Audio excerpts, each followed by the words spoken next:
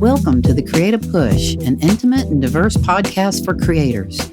Here, artists and makers of all kinds share tips, knowledge, advice, and inspiration that you can learn from.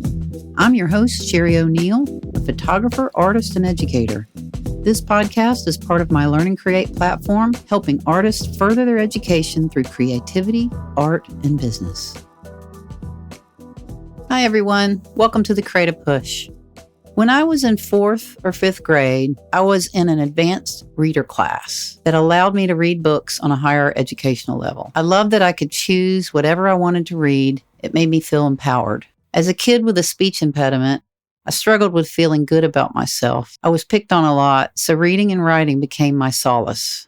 For whatever reason, one of the books that I chose to read was called On Death and Dying by Elizabeth Kubler-Ross. In it explains her theory of 5 stages of grief people go through when losing someone. At that young age, I was fascinated by the book, but I had only experienced losing a dog and a grandfather that I really didn't know. It didn't feel like I had a true connection with that theory at that youthful age. Later in life, I would reflect back to what I learned about the different stages of grief from that book over and over again. In fact, I now know that as we age, we learn more and more about grief through the years. The 5 stages, denial, anger, bargaining, depression, and acceptance, will continue playing out until it is our turn to breathe our last breath. So why am I telling you all this? Well, in June, I went on my first vacation out of the country in more than 12 years. 10 friends from Nashville joined in as we traveled from Madrid, Spain, south, and then up the coast of Portugal. The 13-day exploration gave me time to reboot, to connect, and to add energy to my creativity. Sunday morning on the 11th of June, I went online to check my email and scroll through social media while having coffee at breakfast at the hotel in Lisbon. I remember seeing a photo on Facebook of 2 guys with matching long hair, glasses, hats, each wearing an orange shirt that said, "Bang This." It was posted by a fellow photographer and friend who was roaming the streets of CMA Fest in Nashville that weekend, doing what he loved, taking photos. Above the photo, my friend wrote, "Welcome to Nashville, y'all." I chuckled, having forgotten that was happening back home, and went on to explore Lisbon that day. A few days later, when I returned to Nashville, I received a text from a friend that said, "I just saw that Kerry Woo died."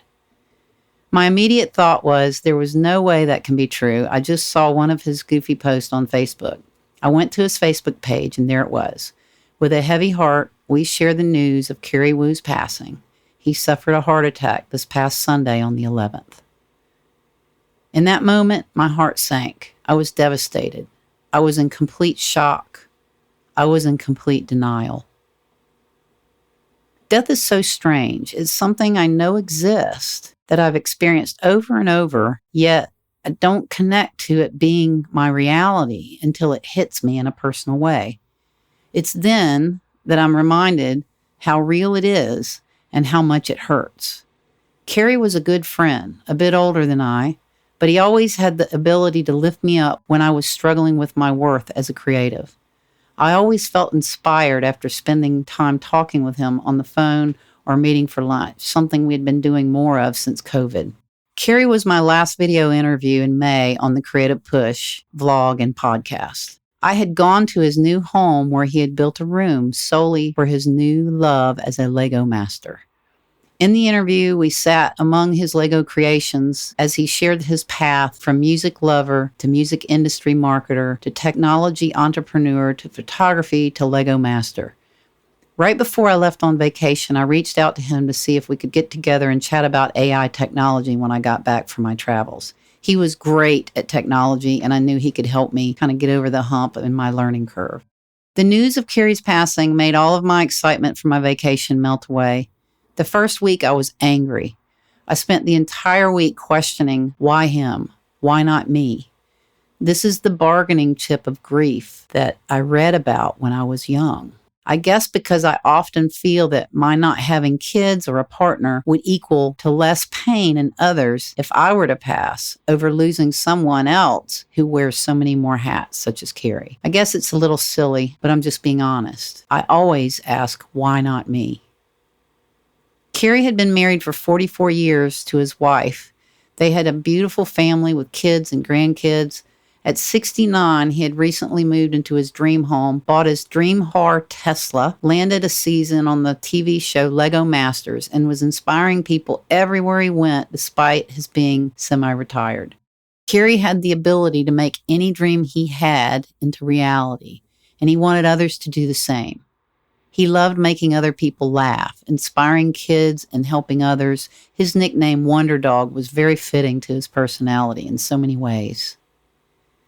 As the news settled in and the days passed, my grief turned into sadness.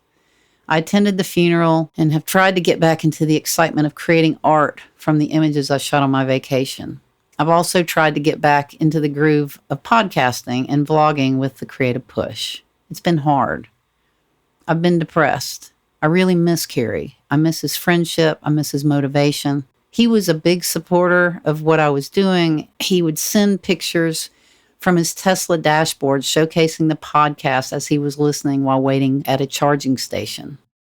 It's funny how a book I read in elementary school is still something I'm reminded of now as a woman nearing retirement age. From denial to acceptance and the stages in between, knowing this is all part of how we all process loss. I want to believe that God put that book in my path so I would be able to deal with the process of loss in my life in a mature way. How would I have known at that age that it would be?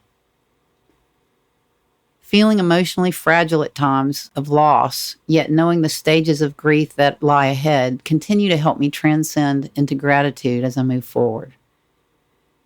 It is a gift to have had the experience of knowing someone special. Life has to go on.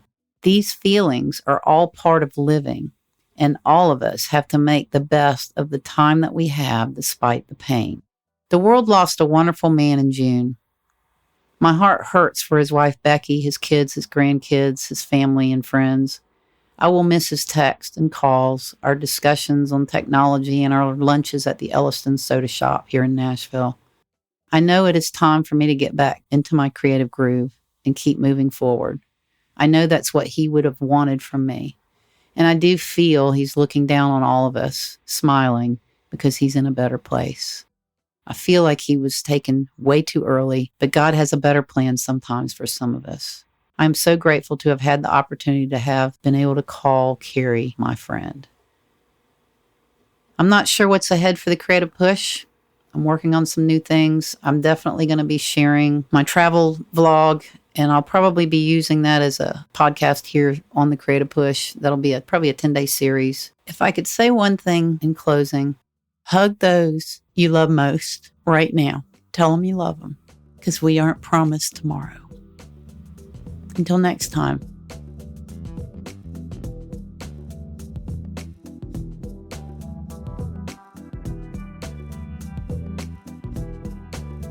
Thank you so much for listening. As always, my intention is to offer you inspiration that excites you to want to get out there and create something amazing. Be sure to check out some of the other episodes, and if you like what you've heard, please help spread the word. Give this a thumbs up, subscribe, follow, and share with others. There's more information in the show notes, including links to other great stories, tips, and resources. Drop me a message or comment at any time, and I hope you will sign up to be a part of this creative tribe.